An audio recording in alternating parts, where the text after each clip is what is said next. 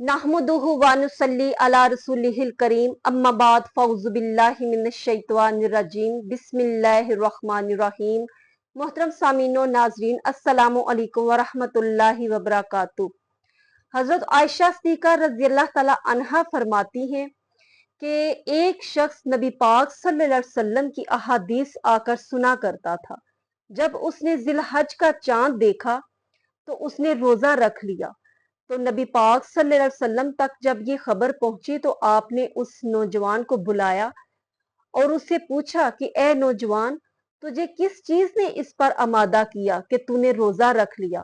तो उसने अर्ज की, फिदा का आबी व उम्मी या रसूलल्लाह, या रसूलल्लाह आप पर मेरे माँ बाप कुर्बान, ये हज और कुर्बानी के दिन हैं।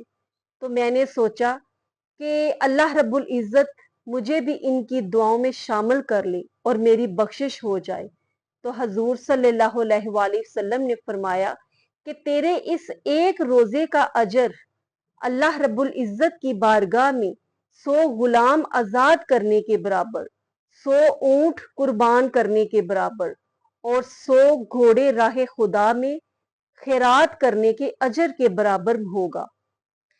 फिर फरमाया कि जब 8वीं जुल्हज का दिन होगा तो उस दिन के रोजे का अजर 1000 जो गुलाम हैं वो आजाद करने के बराबर, 1000 ऊंट राह खुदा में कुर्बान करने के बराबर और 1000 घोड़े राह खुदा में देने के अजर के बराबर इसका सवाब होगा। और जो 9वीं जुल्हज का रोजा रखे उस दिन के रोजे का अजर 2000 गुलाम आजाद करने के बराबर, 2000 ऊंट राह खुदा में कुर्बान करने के बराबर और 2000 घोड़े राह खुदा में देने के अजर के बराबर उसका सवाब होगा।